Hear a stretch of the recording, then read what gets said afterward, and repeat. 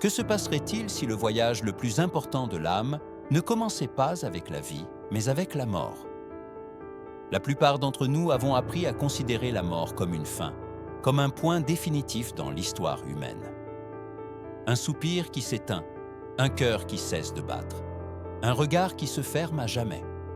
Et pourtant, la foi catholique nous enseigne autre chose. Ce que nous appelons fin est en réalité un seuil, le véritable commencement de l'âme. Pendant des siècles, saints et mystiques ont parlé d'un temps mystérieux, presque interdit à l'imagination humaine, les 40 premiers jours après la mort. Une période qui n'est pas une simple attente, mais un éveil. Un espace où la justice et la miséricorde de Dieu s'entrelacent, où la confusion de la séparation se transforme lentement en clarté, et où le destin éternel de l'âme commence à prendre forme. Sainte Phina, dans des visions profondes, a décrit des âmes qui, en mourant, ne comprenaient pas ce qui s'était passé. Elles essayaient de parler, et personne ne les écoutait. Elles tentaient de caresser leurs proches, et leurs mains traversaient l'air vide. Une scène déchirante. Voir votre famille pleurer, et découvrir que vous ne faites plus partie de ce monde. Il n'y a pas de mots pour exprimer la solitude de cet instant. Et pourtant, elle assurait qu'au milieu de cette confusion, la voix de Dieu se faisait déjà sentir. « N'aie pas peur, tu es à moi. » Pouvons-nous imaginer cette première seconde, cet instant où l'âme se détache du corps? Peut-être l'avons-nous vu reflété dans le regard d'un être cher sur son lit de mort, ou l'avons-nous pressenti dans les silences qui suivent des funérailles? La tradition catholique ne voit pas ce moment comme un vide, mais comme un passage. Saint Augustin disait « Ne meurt pas celui qui part vers Dieu, meurt celui qui vit sans lui. » Par ces mots, il nous rappelait que la mort physique n'est pas la plus grande tragédie. La véritable tragédie est d'avoir vécu comme si Dieu n'existait pas. Les 40 jours suivant la mort ont un poids biblique qui n'est pas fortuit. L'Écriture répète ce nombre comme un rythme de transformation. 40 jours de déluge pour qu'un monde nouveau surgisse. 40 ans dans le désert pour qu'Israël entre dans la terre promise. 40 jours de jeûne pour Jésus avant de commencer sa mission. 40 jours de résurrection avant de monter au Père. Chaque 40 marque une transition, un passage de purification et de préparation. Ainsi, l'âme qui part traverse ce temps sacré comme celui qui traverse un désert intérieur vers la plénitude. Nous ne parlons pas ici de superstition, mais d'un mystère qui touche la racine même de notre foi, la vie éternelle. Le catéchisme de l'Église catholique nous rappelle que la mort met fin à la vie terrestre, mais ouvre immédiatement le jugement particulier et la porte vers le destin éternel de l'âme, ciel, purification ou damnation. En d'autres termes, ce que nous sommes et ce que nous avons vécu ne s'efface pas, cela se révèle. Et dans cette révélation, Dieu n'humilie pas, ne détruit pas, n'abandonne pas. Dieu illumine. La question n'est donc pas seulement « que leur arrive-t-il ?» mais aussi « que nous arrivera-t-il ?» Car un jour, ce sera nous qui franchirons ce seuil. Et peut-être le plus urgent de ce mystère n'est-il pas de spéculer sur l'au-delà, mais de laisser l'aujourd'hui nous transformer. Nous vivons souvent distraits, comme si l'éternité n'existait pas, comme si l'amour n'avait pas de conséquences éternelles, comme si le péché ne laissait pas de traces. Mais à la lumière des 40 jours, nous comprenons que rien de ce que nous faisons n'est indifférent. Tout s'inscrit dans le cœur de Dieu. Imaginez que votre prière aujourd'hui, une seule, puisse devenir l'étincelle qui illumine l'obscurité d'une âme oubliée. Imaginez que votre « Notre Père » murmuré en silence soit la corde lancée à quelqu'un qui se noie dans cet océan de confusion. L'Église nous a toujours invités à prier pour les défunts, non comme une coutume vide, mais comme un acte de charité réelle. Car la communion des saints ne se termine pas avec la tombe. Elle continue, s'élargit, traverse le temps et atteint l'éternité. C'est pourquoi, en commençant ce parcours des 40 jours, je ne vous demande pas d'écouter avec curiosité, mais avec un cœur ouvert. Ce que vous découvrirez ici peut changer non seulement la manière dont vous regardez la mort, mais aussi la façon dont vous choisissez de vivre, de prier et d'aimer chaque jour.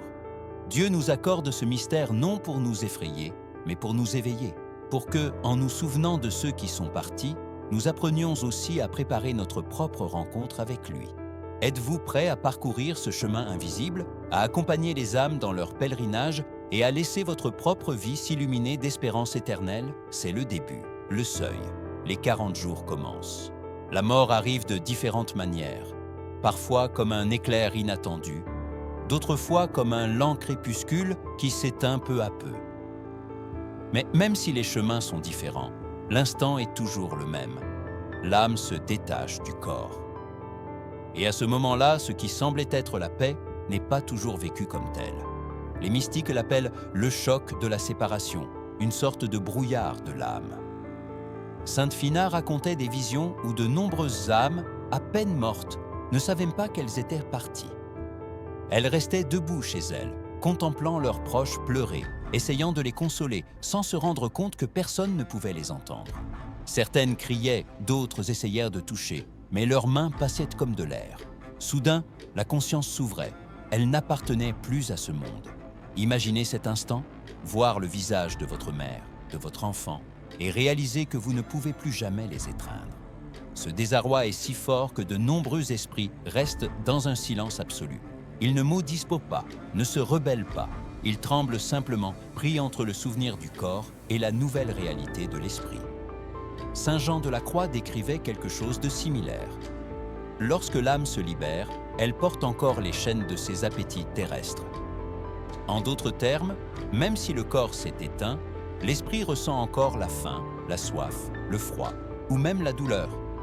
Non pas parce que l'âme a de la chair, mais parce que sa mémoire est imprégnée du matériel. Sainte Faustine a entendu d'une âme en vision qu'elle éprouvait encore la maladie dont elle était morte. Une autre lui a confessé ressentir la soif, non pas avec une bouche physique, mais avec le désir profond de ce à quoi elle était attachée. C'est l'écho du monde qui reste gravé dans la conscience. Et cet écho peut être léger ou insupportable selon la façon dont on a vécu. Ceux qui ont vécu dans l'humilité, dans l'amour, ressentent une étrange sérénité, même au milieu du désarroi. Mais ceux qui se sont accrochés à l'orgueil, qui ont nié Dieu ou se sont moqués de l'au-delà, sont ceux qui tombent dans une terreur indescriptible. Ils ont passé leur vie convaincus que la mort était la fin, et découvrent avec horreur que ce n'est que le début. L'Écriture le résume par des mots sévères, insensés. Cette nuit même, on va te redemander ton âme. Lesque 12, 20. Cependant, même dans ce premier choc, la miséricorde divine commence à agir. Il ne s'agit pas d'une punition cruelle, mais d'un éveil. Le désarroi a un but, ouvrir les yeux de l'âme, l'arracher à l'illusion de ce monde et lui faire prononcer son premier acte de vérité. Je ne suis plus sur terre. Je suis esprit. J'ai besoin d'aide. Et c'est ici qu'intervient notre mission. Les prières des vivants ne sont pas des murmures vides. Ce sont des cordes lancées à ceux qui font naufrage dans cette mer de confusion. Un chapelet, une messe, même une jaculatoire peuvent faire la différence entre une âme qui sombre dans le désespoir ou une âme qui commence à s'élever dans la confiance. Toutes les âmes ne les prennent pas, mais toutes les entendent. Et, derrière elles, résonne la voix éternelle du Christ. N'aie pas peur, tu m'appartiens. Imaginez maintenant qu'un être cher se trouve à cet instant précis, confus, cherchant la lumière. Ne voudriez-vous pas que quelqu'un prie pour lui? N'est-ce pas la plus grande œuvre de miséricorde, d'accompagner ceux qui ne peuvent plus rien faire par eux-mêmes? La tradition de l'Église, depuis ses premiers siècles, insiste sur ce mystère. Prier pour les morts est un devoir de charité et un acte de foi en la communion des saints. Saint Jean Chrysostome disait « N'hésitons pas à secourir les défunts et à offrir nos prières pour eux. L'aide que nous leur apportons, même petite, est un réel soulagement. Ainsi, ce qui semble être la fin est en réalité le début d'une traversée qui commence par des larmes, par la peur, mais aussi par la première étincelle d'espoir. Car même au milieu du brouillard, Dieu n'abandonne pas. Et si nous prions, cette aube arrive plus tôt.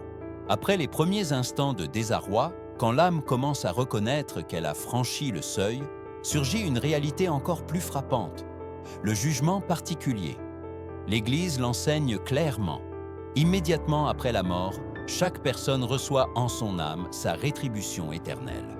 Ce n'est pas un tribunal humain avec des avocats et des défenses, mais une rencontre intime et personnelle avec la vérité même, qui est le Christ. Sainte Phina décrivait ce moment comme un feu qui ne brûle pas de l'extérieur, mais qui illumine de l'intérieur. L'âme voit sa vie entière comme dans un miroir parfait. Non seulement ce qu'elle a fait, mais pourquoi elle l'a fait.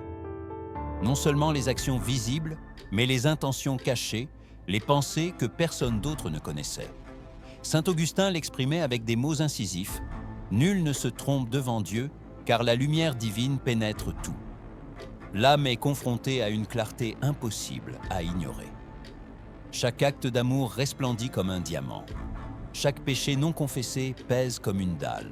Et, le plus douloureux, chaque grâce refusée, chaque « je me repentirai plus tard » revient comme un écho qui tourmente. Une des âmes vues par Sainte Phina pleurait violemment, non tant par peur de l'enfer, mais par la peine de ne pas avoir plus aimé. Une autre, en revanche, a trouvé une paix inattendue en voyant comment un petit acte de charité accompli des décennies auparavant brillait comme un phare au milieu de l'obscurité. Dans ce jugement, ce n'est pas Dieu qui condamne de manière arbitraire, c'est l'âme qui se révèle à elle-même. Comme l'a dit saint Jean-Paul II, le ciel n'est pas tant un lieu qu'une relation que l'on accepte ou refuse librement. Là, à cet instant, l'âme comprend.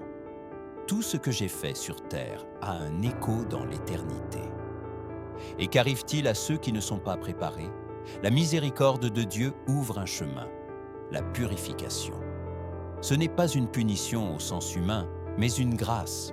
Le catéchisme l'appelle purgatoire, un feu d'amour qui guérit, qui arrache les impuretés comme l'or qui passe par le creuset. Douloureux, oui, parce qu'on souffre du détachement, mais nécessaire pour que l'âme puisse se présenter devant Dieu avec un cœur complètement libre. Sainte Catherine de Gênes, qui a expérimenté des visions mystiques du purgatoire, affirmait « La plus grande souffrance de l'âme n'est pas le feu, mais le retard à voir Dieu. » Et cette attente, bien qu'imprégnée de douleur, est aussi pleine d'espoir. Car l'âme sait que son destin n'est plus la damnation, mais la gloire. Elle a seulement besoin d'être purifiée. Imaginez ce moment.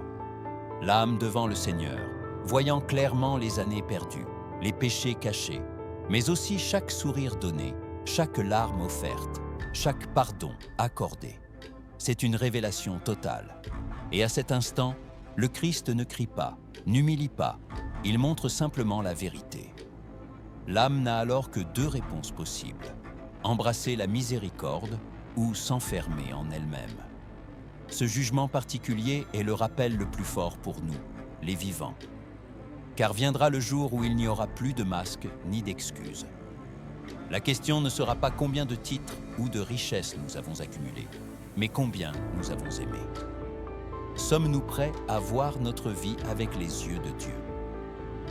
Dans ce feu de lumière, même le plus petit acte de charité peut peser plus que 1000 mots. C'est pourquoi chaque geste de bonté que nous accomplissons aujourd'hui ne se perd pas.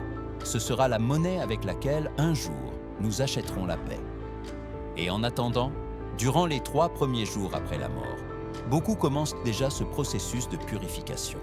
C'est là que nos prières acquièrent un pouvoir insoupçonné. Non seulement elles soulagent, mais elles guérissent. Une messe, une prière, même un simple signe de croix offert pour les défunts peut devenir un baume pour une âme qui pleure de repentir. Car dans le jugement, même si tout se révèle, Dieu offre toujours un chemin de miséricorde, et l'âme qui l'accepte commence enfin à se laisser transformer. Après les premiers instants de désarroi, lorsque l'âme commence à reconnaître qu'elle a franchi le seuil, surgit une réalité encore plus frappante, le jugement particulier. L'Église l'enseigne clairement.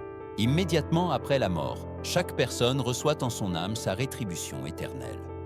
Ce n'est pas un tribunal humain, avec des avocats et des défenses, mais une rencontre intime et personnelle avec la vérité même, qui est le Christ. Sainte Phina décrivait ce moment comme un feu qui ne brûle pas de l'extérieur, mais qui illumine de l'intérieur. L'âme voit sa vie entière comme dans un miroir parfait. Non seulement ce qu'elle a fait, mais pourquoi elle l'a fait. Non seulement les actions visibles, mais les intentions cachées, les pensées que personne d'autre ne connaissait. Saint Augustin l'exprimait avec des mots incisifs. « Nul ne se trompe devant Dieu, car la lumière divine pénètre tout. » L'âme est confrontée à une clarté impossible à ignorer. Chaque acte d'amour resplendit comme un diamant. Chaque péché non confessé pèse comme une dalle. Et, le plus douloureux, chaque grâce refusée, chaque « je me repentirai plus tard » revient comme un écho qui tourmente. Une des âmes vues par sainte Phina pleurait violemment, non tant par peur de l'enfer, mais par la peine de ne pas avoir plus aimé. Une autre, en revanche, a trouvé une paix inattendue en voyant comment un petit acte de charité accompli des décennies auparavant brillait comme un phare au milieu de l'obscurité. Dans ce jugement, ce n'est pas Dieu qui condamne de manière arbitraire, c'est l'âme qui se révèle à elle-même. Comme l'a dit saint Jean-Paul II, le ciel n'est pas tant un lieu qu'une relation que l'on accepte ou refuse librement. Là, à cet instant, l'âme comprend. Tout ce que j'ai fait sur terre a un écho dans l'éternité. Et qu'arrive-t-il à ceux qui ne sont pas préparés? La miséricorde de Dieu ouvre un chemin, la purification. Ce n'est pas une punition au sens humain, mais une grâce. Le catéchisme l'appelle purgatoire, un feu d'amour qui guérit, qui arrache les impuretés comme l'or qui passe par le creuset. Douloureux, oui, parce qu'on souffre du détachement, mais nécessaire pour que l'âme puisse se présenter devant Dieu avec un cœur complètement libre. Sainte Catherine de Gênes, qui a expérimenté des visions mystiques du purgatoire, affirmait « La plus grande souffrance de l'âme n'est pas le feu, mais le retard à voir Dieu. Et cette attente, bien qu'imprégnée de douleur, est aussi pleine d'espoir. Car l'âme sait que son destin n'est plus la damnation, mais la gloire. Elle a seulement besoin d'être purifiée. Imaginez ce moment. L'âme devant le Seigneur, voyant clairement les années perdues, les péchés cachés, mais aussi chaque sourire donné, chaque larme offerte, chaque pardon accordé. C'est une révélation totale. Et à cet instant, le Christ ne crie pas, n'humilie pas, il montre simplement la vérité. L'âme n'a alors que deux réponses possibles. Embrasser la miséricorde ou s'enfermer en elle-même. Ce jugement particulier est le rappel le plus fort pour nous, les vivants, car viendra le jour où il n'y aura plus de masques ni d'excuses. La question ne sera pas combien de titres ou de richesses nous avons accumulés, mais combien nous avons aimé. Sommes-nous prêts à voir notre vie avec les yeux de Dieu? Dans ce feu de lumière, même le plus petit acte de charité peut peser plus que 1000 mots. C'est pourquoi chaque geste de bonté que nous accomplissons aujourd'hui ne se perd pas. Ce sera la monnaie avec laquelle un jour nous achèterons la paix. Et en attendant, durant les 3 premiers jours après la mort, beaucoup commencent déjà ce processus de purification. C'est là que nos prières acquièrent un pouvoir insoupçonné. Non seulement elles soulagent, mais elles guérissent. Une messe, une prière, même un simple signe de croix offert pour les défunts peut devenir un baume pour une âme qui pleure de repentir. Car dans le jugement, même si tout se révèle, Dieu offre toujours un chemin de miséricorde. Et l'âme qui l'accepte commence enfin à se laisser transformer. Vers le 10e jour après la mort, quelque chose commence à changer. Le poids de la confusion et de l'abandon commence à se transformer en une nouvelle espérance, une clarté qui se fraye un chemin comme une aube. C'est alors que de nombreuses âmes perçoivent, presque comme un murmure lointain, la force des prières que l'Église élève pour elles. Et si parmi ces prières, le saint sacrifice de la messe est offert, la différence est indescriptible. Sainte Phina raconta une vision bouleversante. Une âme lui apparut avec le visage sombre, marqué par la douleur de l'attente. Elle lui murmura d'une voix tremblante « Sœur, j'ai besoin d'une seule messe, une seule, offerte pour mon âme. » Phina obéit et demanda à un prêtre de célébrer la messe pour ce défunt. Le lendemain, elle vit la même âme radieuse, vêtue de lumière, s'élevant en paix. Qu'est-ce qui avait changé? Ce n'était pas une simple prière, ce n'était pas un geste humain, c'était la force infinie du sacrifice eucharistique. La messe n'est pas une prière de plus, c'est la prière parfaite. c'est le même sacrifice du Christ sur la croix, rendu présent sur chaque autel du monde. Saint Alphonse Marie de Ligorie affirmait « Une messe célébrée vaut plus que tout l'or du monde, car en elle est offert à Dieu le prix du sang de son Fils. » Et saint Thomas d'Aquin enseignait qu'une messe offerte de son vivant a une valeur immense. Mais même après la mort, une seule peut être la clé qui ouvre les portes du ciel. Imaginez la scène. Un prêtre dans une église vide, prononçant les paroles de la consécration. Personne d'autre ne sait pour qui cette messe est célébrée. Et pourtant, à cet instant, le ciel entier s'ouvre pour qu'une âme, peut-être oubliée de tous, soit libérée. C'est le mystère de la communion des saints. Ce qui se passe sur terre résonne dans l'éternité. Sainte Faustine écrivit que le Seigneur lui dit « La messe est la plus grande consolation pour les âmes du purgatoire. » Ce n'est pas une métaphore, c'est la vérité. Car là où nous n'offrons que des mots, à la messe, le Christ lui-même est offert, l'unique médiateur, l'unique agneau qui enlève le péché du monde. C'est pourquoi l'Église insiste tant pour demander des messes pour les défunts. Ce n'est pas un rite vide, ce n'est pas une coutume culturelle, c'est un véritable rachat. Lorsque nous inscrivons le nom d'un être cher dans l'intention d'une messe, nous lui offrons l'intercession la plus puissante qui existe au ciel et sur la terre. Et si nous ne pouvons pas demander une messe personnellement, nous pouvons toujours unir notre prière à chaque Eucharistie célébrée dans le monde. À chaque consécration, le Christ redit « Ceci est mon corps livré pour vous », et cette offrande atteint même les âmes qui attendent. Du jour 10 au 20, de nombreuses âmes sentent que cette chaîne de souffrance commence à se desserrer. C'est comme si l'obscurité s'adoucissait, comme si la lumière filtrait peu à peu. Et cette lumière, frères, ne vient d'ailleurs que de notre charité et de la grâce du Christ dans l'Eucharistie. Ici, alors, surgit une question inévitable. Combien d'âmes attendent encore une messe qui n'arrive jamais ? Combien de pères, de grands-parents, d'amis, de voisins clament en silence ce don ? Peut-être la messe que vous ferez célébrer demain sera celle qui libérera quelqu'un qui supplie depuis des années dans le silence du purgatoire. À ce stade de la traversée, nous comprenons que notre amour a des conséquences éternelles. Chaque messe offerte est un acte de miséricorde qui ne se perd jamais. Et quand viendra notre tour de franchir le seuil, il se peut que nous découvrions qu'une messe célébrée par un étranger fut le pont qui nous conduisit à la lumière. Pourquoi 40 jours ? Pourquoi pas 7, 3 ou 100 ? La tradition biblique et l'enseignement de l'Église nous montrent que le nombre 40 n'est pas un hasard. C'est un rythme sacré inscrit dans l'histoire du salut. Chaque fois qu'il apparaît dans l'Écriture, il marque un temps d'épreuve, de purification et de transition vers une vie nouvelle. Noé est resté 40 jours dans l'arche pendant que les eaux du déluge purifièrent la terre avant un nouveau commencement. Moïse a jeûné 40 jours sur le Sinaï avant de recevoir la loi. Israël a marché 40 ans dans le désert avant d'entrer dans la terre promise. Jésus lui-même a jeûné 40 jours dans le désert avant de commencer sa mission publique. Et après la résurrection, il est resté 40 jours à instruire ses disciples avant de monter au Père. Le nombre 40 indique toujours un seuil entre l'ancien et le nouveau, entre ce qui doit mourir et ce qui doit naître.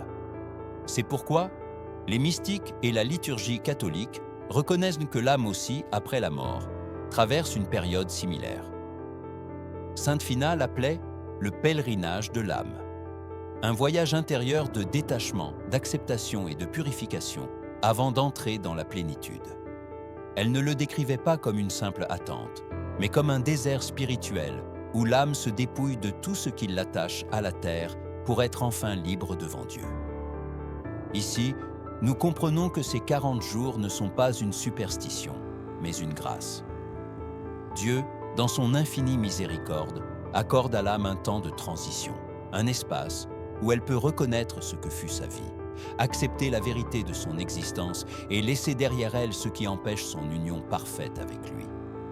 Le purgatoire commence à agir comme un feu d'amour, et la prière des vivants comme un vent qui attise cette flamme vers la purification totale. Pour nous, qui marchons encore sur terre, ce mystère est aussi un appel. Car la vie présente n'est rien d'autre que notre propre désert de 40 ans, un temps de préparation.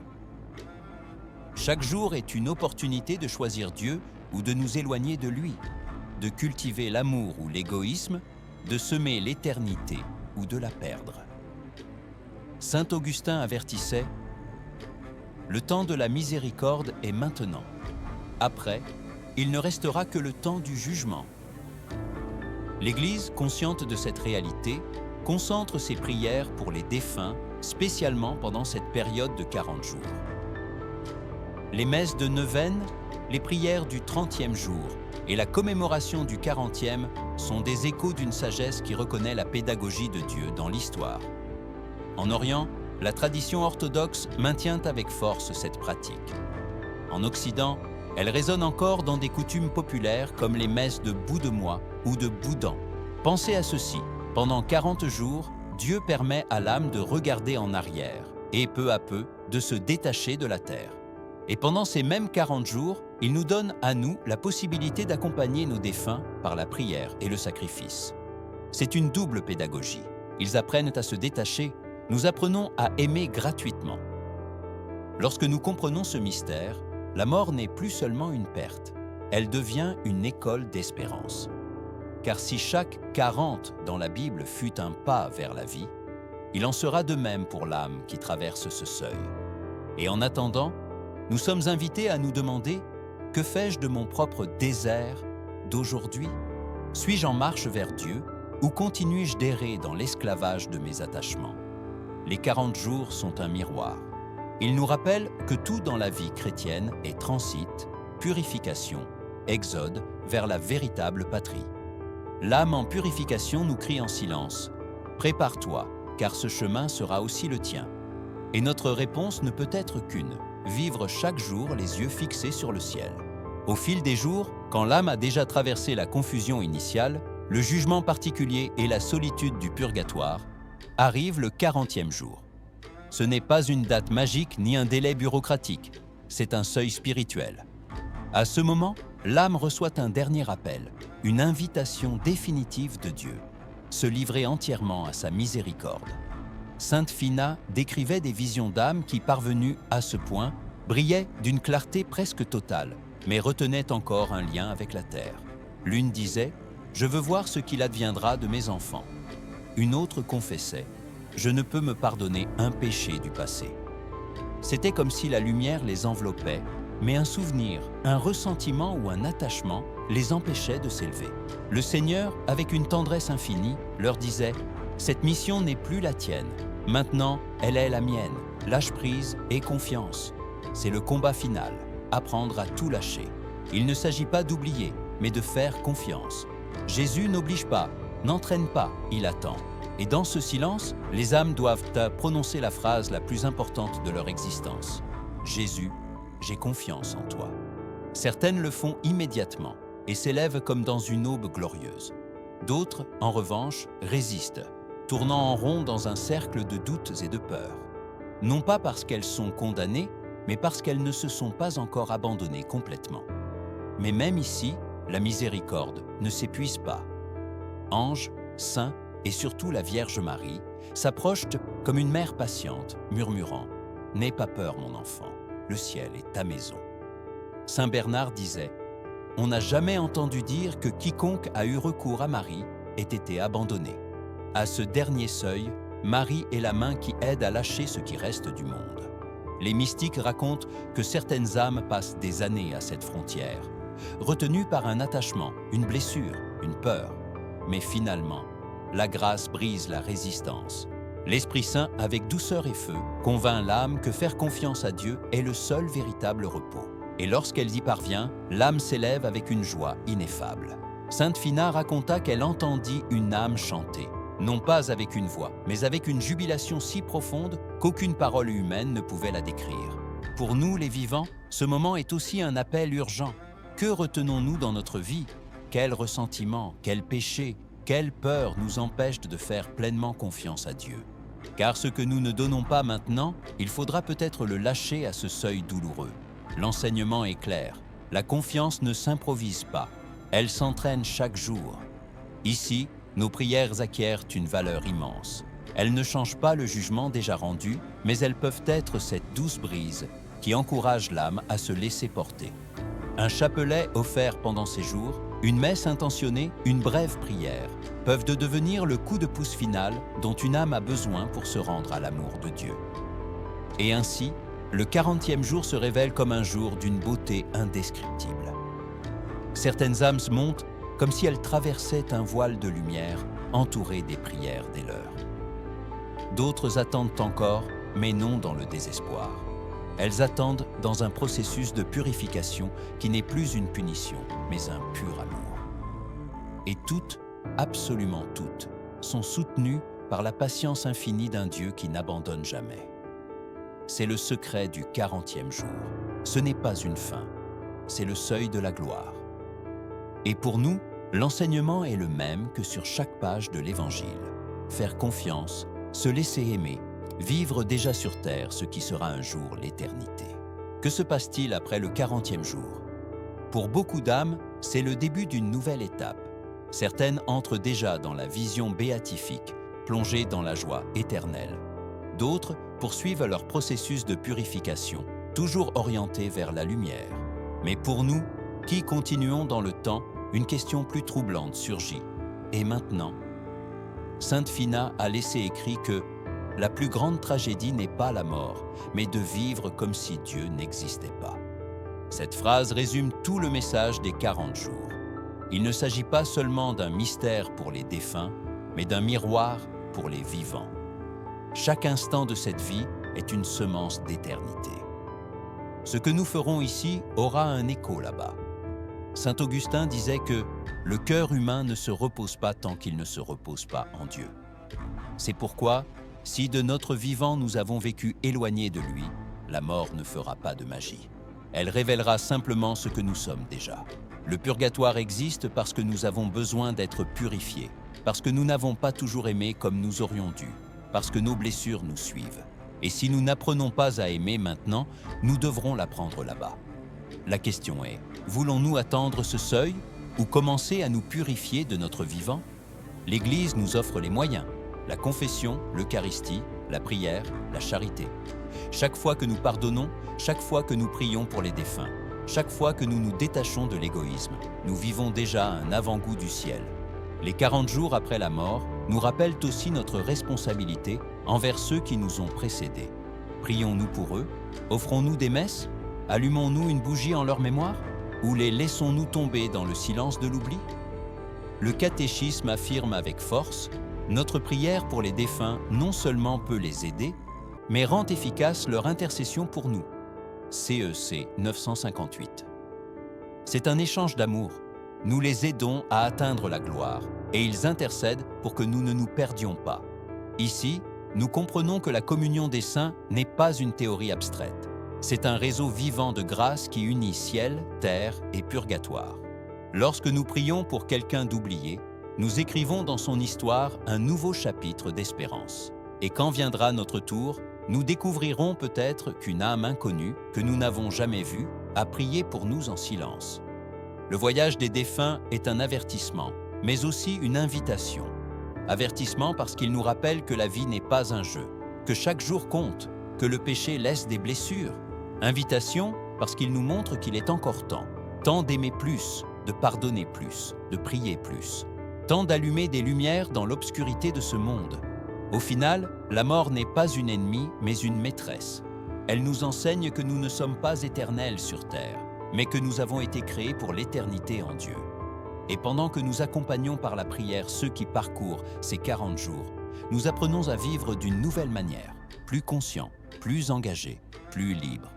Peut-être le plus grand cadeau de ce mystère est-il précisément celui-ci, nous rappeler que le ciel commence déjà ici, que la manière dont nous regardons notre prochain aujourd'hui, la manière dont nous traitons le pauvre, le malade, l'oublié, sera la mesure avec laquelle Dieu nous regardera un jour.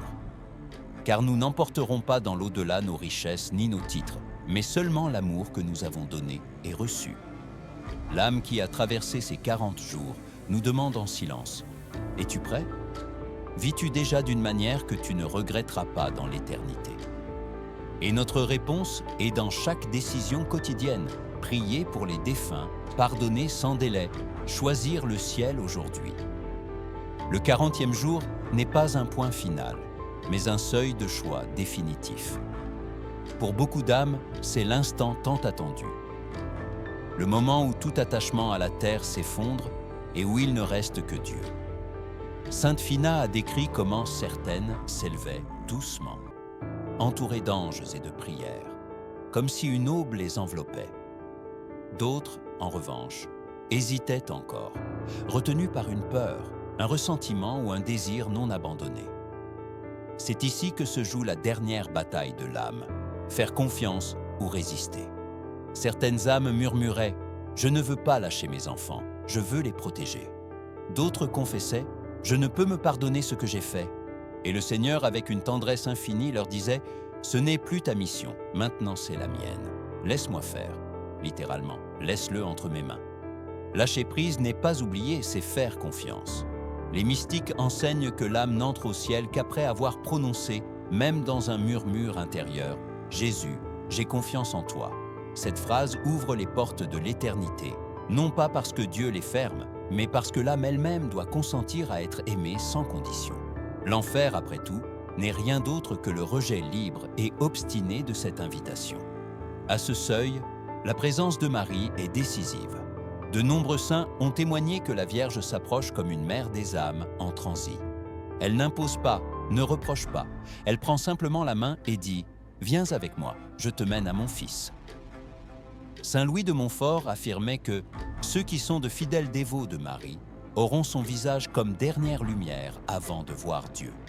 Quel réconfort de penser qu'à ce moment crucial, elle sera là pour nous aider à faire le pas définitif. Mais c'est aussi ici que nos prières peuvent faire pencher la balance. Un chapelet récité sur terre, une messe offerte avec foi, peut devenir ce souffle de grâce qui encourage l'âme à abandonner sa peur. Il suffit parfois d'une seule prière pour que l'âme, qui était retenue depuis des jours ou même des années, se décide enfin à faire confiance et s'élève à la gloire. Le jour 40 est donc un jour sacré. Ce n'est pas une date magique marquée par des superstitions, mais un signe inscrit dans la pédagogie divine. Le temps suffisant pour que l'âme se détache, le temps nécessaire pour que Dieu montre son infinie patience. Et même si l'âme ne monte pas immédiatement, la miséricorde ne s'arrête pas. Le processus de purification continue, toujours soutenu par nos prières. Pour nous, les vivants, ce mystère nous révèle quelque chose de vital. La confiance en Dieu ne s'improvise pas au dernier instant. Elle s'entraîne dans la vie quotidienne. Si maintenant nous ne savons pas abandonner nos soucis, comment abandonnerons-nous à l'heure de la mort nos attachements les plus profonds? C'est pourquoi, chaque fois que nous disons « Jésus, j'ai confiance en toi », non seulement nous prions, nous nous préparons pour ce jour décisif. Le 40e jour est, en définitive, le miroir de notre destin.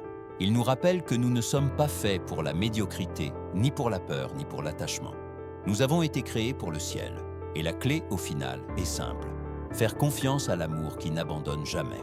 Après le 40e jour, l'âme entre dans une nouvelle étape, certaines dans la gloire éternelle, d'autres encore dans le processus de purification. Mais pour nous, qui continuons de marcher sur terre, il reste l'enseignement le plus fort de tous. La vie présente est le temps de décider comment sera notre éternité. Sainte Phina disait que le plus grand échec de l'homme n'est pas de mourir, mais d'avoir vécu comme si Dieu n'existait pas. Et c'est vrai. Car ce que nous traînerons vers l'éternité, ce ne sont pas nos titres, nos richesses, ni nos préoccupations terrestres, mais uniquement ce que nous aurons aimé, pardonné et offert à Dieu. Rien d'autre. Ce mystère des 40 jours devient donc un miroir pour nous. Il nous oblige à nous demander « Est-ce que je vis de manière à ne pas le regretter dans l'éternité? Est-ce que je prie pour les oublier? Est-ce que je pardonne rapidement? Ou est-ce que je reste attaché à la rancune, aux vanités, à un monde qui tôt ou tard s'évanouira? La réponse est entre nos mains aujourd'hui. Pas demain, pas sur notre lit de mort, mais maintenant. L'Évangile le dit avec force. Tenez-vous prêts, car à l'heure où vous y penserez le moins, le Fils de l'homme viendra. Matthieu 24, 144. Se préparer ne signifie pas vivre dans la peur, mais vivre dans l'espérance. Cela signifie transformer notre vie quotidienne en un acte d'amour. Une messe offerte pour un défunt, une courte prière, une aumône discrète, un pardon sincère. De petits gestes qui, dans l'éternité, auront un poids infini. Imaginez la scène. Un jour, vous franchissez le seuil et vous découvrez qu'une âme s'approche en souriant et vous dit « Merci, vos prières m'ont aidé à arriver ici. Maintenant, je suis là pour vous accueillir. Tel est le pouvoir de la communion des saints. Rien ne se perd, tout se transforme en grâce partagée. C'est pourquoi aujourd'hui, je vous invite à ne pas laisser ce message comme une simple réflexion, qu'il devienne une décision. Qu'en finissant d'écouter, vous preniez un moment pour prier, pour vos parents, vos grands-parents, vos amis décédés, pour les âmes oubliées. Même un simple « Seigneur, accorde-leur le repos éternel » peut devenir l'étincelle qui libère une âme de l'obscurité. Et je vous invite aussi à vivre autrement. À vous réconcilier si vous avez une blessure en suspens, à prier avec plus de confiance, à regarder votre vie comme un pèlerinage vers le ciel. Car un jour, sans préavis, vous et moi entrerons aussi dans ce désert des 40 jours. Et quand ce moment arrivera, la seule chose qui importera sera combien nous avons aimé et combien nous avons fait confiance à Dieu. Qu'à la fin de notre voyage, nous puissions entendre la voix du Christ disant « Viens, bon et fidèle serviteur, entre dans la joie de ton Seigneur. » Matthieu 25, 23. C'est le but, c'est la maison. Et le chemin commence maintenant, dans le petit, dans le quotidien, dans chaque acte de foi. Alors aujourd'hui, avant de reprendre votre vie, faites un geste simple. Commentez ces mots de prière. Accorde-leur, Seigneur, le repos éternel. Que votre prière devienne lumière pour quelqu'un d'oublié. Et n'oubliez pas de vous abonner pour continuer à marcher ensemble dans cette foi qui nous mène, pas à pas, à l'éternité. Car, au final, c'est de cela qu'il s'agit. Marcher main dans la main avec Dieu dès maintenant pour entrer un jour dans la plénitude de son amour.